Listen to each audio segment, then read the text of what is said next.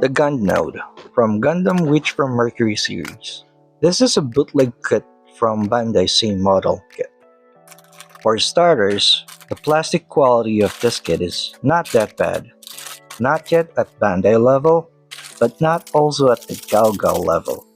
But before you go and buy this kit, you need to know a couple of things so you will not waste your money. What are those? You will find out later in this video.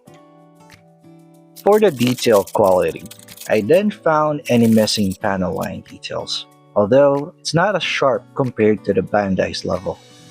But it's definitely far better than Gao Gao. Initially, I thought they accidentally put in extra parts cause there was no missing parts in the runners, but thank God they did. You will find out later why.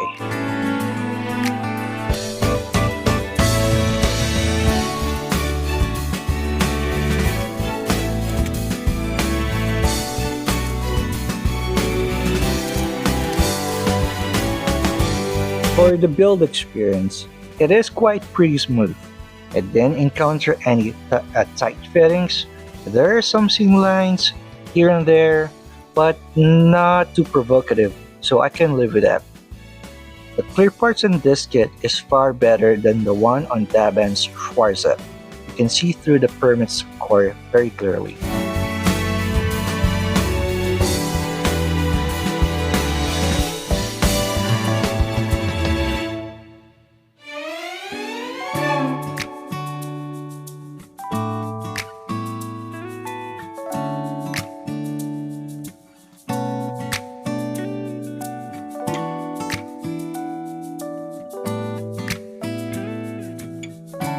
Now, this kit is far from being perfect, and there are a couple of issues that I encounter.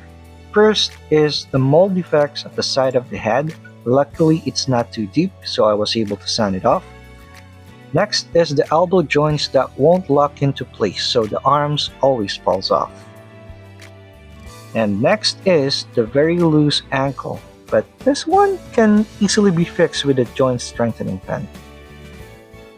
Now, remember those extra parts? They were actually with this kit for a reason. First is the part of this kit has a mold defect and it's missing the peg connector. Second, the arm connector has a mold defect so you can't slide the whole peg of the shoulder in. And third, the elbow connector has a mold defect so it won't lock into place. Now for the head base, I didn't encounter any mold defects on that part, and it's also identical to the original piece, so I'm not sure what is it for. Now for the accessories, this kit includes stickers for deactivate the mode, permit score 3 which I installed in the kit, and a permit score 6. Also comes with a purple action base, a set of beam effect parts, and this awesome, very massive effect parts.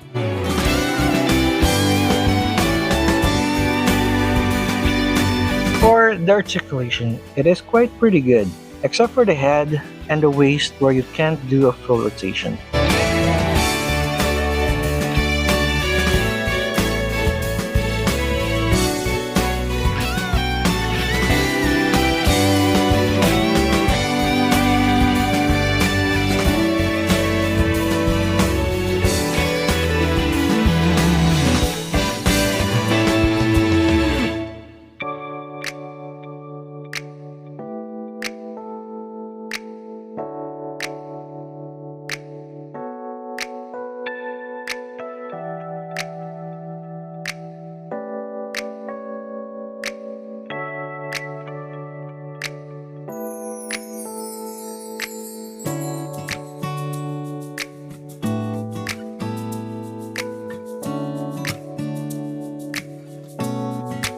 Now let's go ahead and install those effect parts. And by the way, I got blown away because this is supposed to be a grunt kit, and yet it has a very flashy effect parts.